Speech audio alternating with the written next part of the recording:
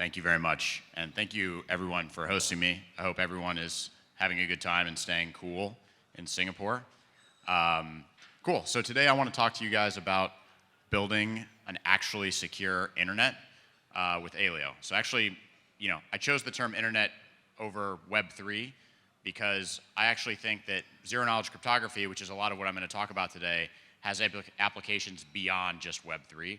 And I think there's a lot of opportunity to bridge what I think is some very exciting, potential integration with the financial system through Web3 with Web2 via zero-knowledge cryptography. So when my wife asked me, my mother-in-law asked me, what do I do for a living? I usually tell her, not that I work in blockchain, but that I work in cybersecurity, because I think, the zero-knowledge cryptography can actually help secure the information, financial and otherwise, that we care about online. So with that, let's jump into it.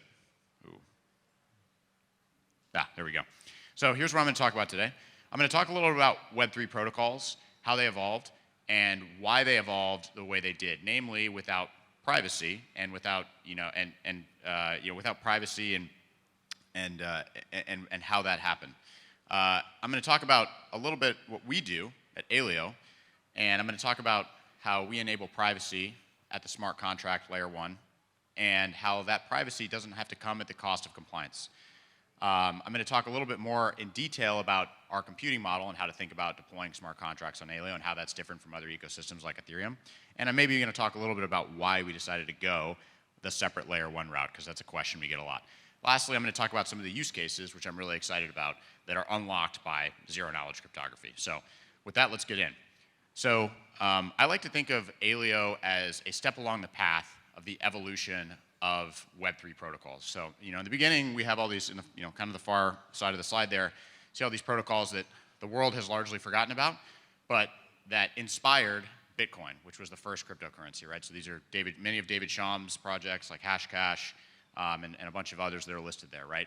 And the key unlock for Bitcoin was this concept of crypto economic security, which I'm sure you guys remember. This was like the key piece in the Bitcoin white paper, is economically incentivizing the miners to cooperate and work together. And this kind of led to a whole path of, spin-offs effectively, Litecoin, et cetera, that followed this approach. And then Vitalik and, his co-founders of Ethereum came along and they said, hey, this is a great paradigm, but if we could marry this with smart contracts, if we could increase the programmability, then we would be able to do much more with it. This would become much more practical. And so this was really when, this is the advent of the virtual machine on chain. So the Ethereum virtual machine was the first on-chain VM.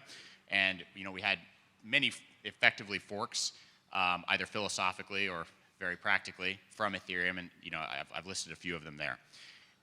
But I think there's another unexplored path that hasn't been taken yet. And that is around extending Zcash. Let's see if my pointer works.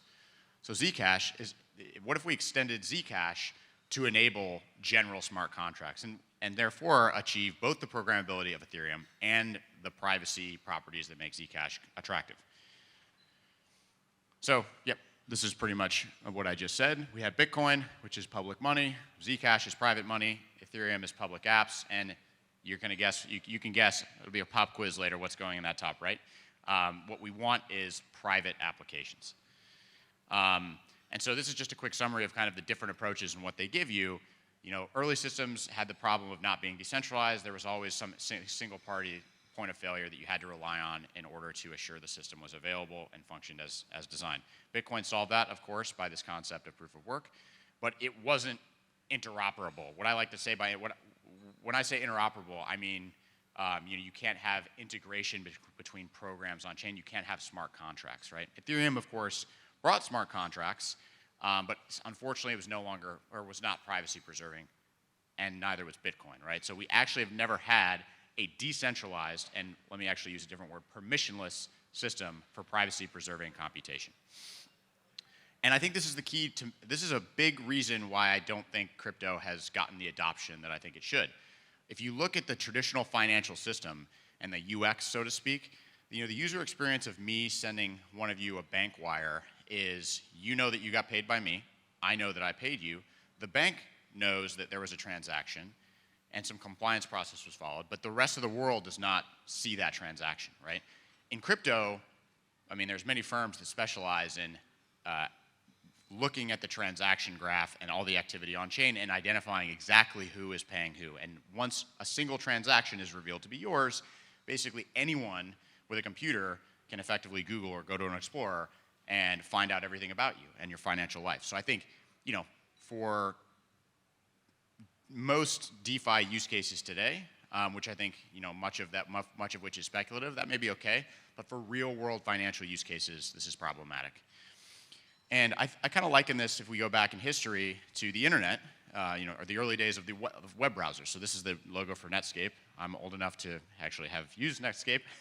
And one of the things that Netscape did was it supported the development of the secure socket layer for the internet. Before that, there was all internet traffic was effectively unencrypted, right? So HTTP traffic, if you read the HTTP protocol, there's no encryption as part of that, right? So TLS is the encryption, is a protocol for encryption, and encryption that's used online, and that basically makes up, or that's how we get HTTPS, right? And SSL is a key part of TLS, and this is what Netscape really pioneered. And that was the big unlock, I would argue, for Web 2 commerce, right? Now, for the first time, this is in the 90s, you could send a credit card transaction online without worrying about a man-in-the-middle attack, someone just reading off your credit card info and using that for some other purpose. So, of course, we don't have the issue of someone being able to take your private key unless you give it to them in crypto, but nonetheless, the transparency of the current paradigm, I think, is similar to how the early internet was before encrypted transactions, and the early internet before it had the commercial value that it does today. Okay, and so at this point, usually by this point in the pitch when I'm talking to people, they're like, that's all great, but how do we ensure that the bad people in the world don't use this protocol for bad things? My simple answer to that is that people will always use there will always be people who will use technology that's neutral for bad things, but nonetheless, I think it is important to talk about how compliance and regulation can fit into this paradigm, because as we've seen in the last year, protocols like Tornado Cash and their founders can, there could be legal consequences for working on some of this. And in addition, I think there's also some pretty exciting proposals, such as privacy pools on Ethereum, which is something that we basically have support for natively on Aleo, for enabling privacy on chain while still maintaining compliance. This is a quote which I like, is actually the U.S. government's the Treasury report on illicit finance risk, the illicit finance risk assessment of decentralized finance. So the U.S. government actually supports technologies that are privacy preserving but allow for compliance and AML CFT obligations. And I think in any real practical world, we have to consider this as we're building systems that are privacy preserving. Okay, so I already spoiled the surprise here. Aleo fits in up here. It's an extension of Zcash and Ethereum. It really marries the best of both worlds and enables compliance. So I'm going to talk to you a little bit more about Aleo now. Okay, so what is Aleo? So like I said, it's a new layer 1 blockchain. Maybe it's a good time to digress and say, why did we build a new layer 1 blockchain? Why are we not a roll-up like every other ZK project? Well, we had two goals. One was to enable privacy, and most rollups, despite the name ZK rollups, actually don't use the ZK property in ZK snarks. So ZK snark stands for zero knowledge, succinct, non-interactive, arguments of knowledge. Whew, wow. Most rollups use the succinctness property, which is to say that you have a long or large computation, and you compress that computation into a small proof of validity, right? But every ZK rollup on Ethereum that I know of today does not actually use the ZK property, which strictly defined is the verifier learns nothing about the proof that they're verifying, right? So the privacy preserving element. So in order to get privacy, we decided to create our own layer 1 that's in a slightly different model than Ethereum's account model, which is helpful. And then also, by building a layer 1 up from scratch, we're able to use cryptographic primitives that are much more conducive to performant ZK snarks. So this is our stack. So Snark OS is the blockchain. So standard, this is a client node you run to participate in the network. We run a consensus algorithm called Bullshark Narwhal, similar to Sui and Aptos. And it's actually, we have an added feature, which is a proof of work kind of mining aspect as well, where we have provers. I guess miners in our system are called provers, and they submit work to the network in exchange for economic reward. They don't participate in consensus, that's the validators, but they are an essential part of the economic distribution of Aleo credits, which is the base layer asset on our network. Snark VM is our equivalent of the EVM. The one thing that I'll say about this is it unlocks, because this whole VM is built using zero-knowledge proofs, it unlocks some new use cases that aren't possible in Ethereum, and let me just explain what I mean by that.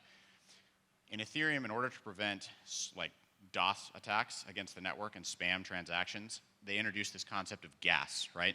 Gas effectively limits the amount of computation that you can do within a single block, right? Each block has a gas limit, and all the applications or all the transactions that are processed within a given block have to take a share of that gas limit. In Aleo, we don't have a concept of gas. Why is that? Because all the computation happens off-chain, and then you generate a zero-knowledge proof on-chain, which is matched with a deployed program, so someone who's verifying the proof, and AKA the client knows on the network, look at the program ID of the transaction being sent to the network, verify the zero-knowledge proof, and ensure that that proof and the transaction correspond with the given program ID that's deployed in the smart contract registry or the program registry. And so, practically speaking, I'll talk more about this in the application section. What does this unlock? Well, for example, if you wanted to do a very heavy-duty machine learning algorithm and have that affect some change or state update on chain, you would not be able to do that in Ethereum because it would blow through the gas limit very quickly. Whereas here, you can run that algorithm, you could run that computation and wrap a proof around it for years and then submit that transaction on the network and it's still valid. So, so that's, I think, one of the elements there that differentiates us from other layer ones that are typically, or smart contract layer ones. And lastly, let me talk about Leo. Leo is our domain-specific smart contract language that's basically purpose-built for writing programs that take advantage of ZK snarks. So I'll talk about a little bit more about all of these. Oops.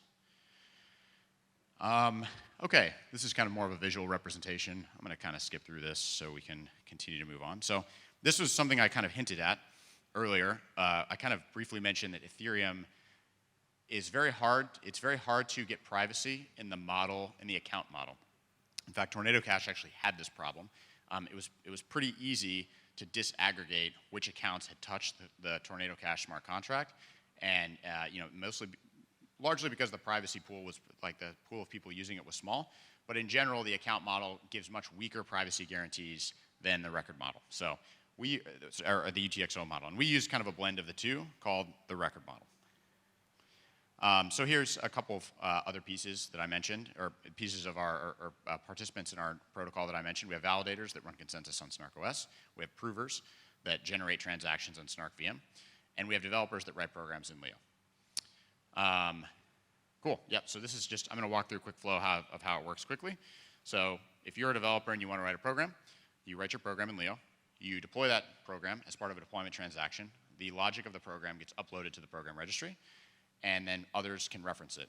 In this case, callers or users can take a program, generate a transaction with their secret inputs to the program, which are private, and send that transaction as a zero-knowledge proof on-chain, which is verified by the network nodes.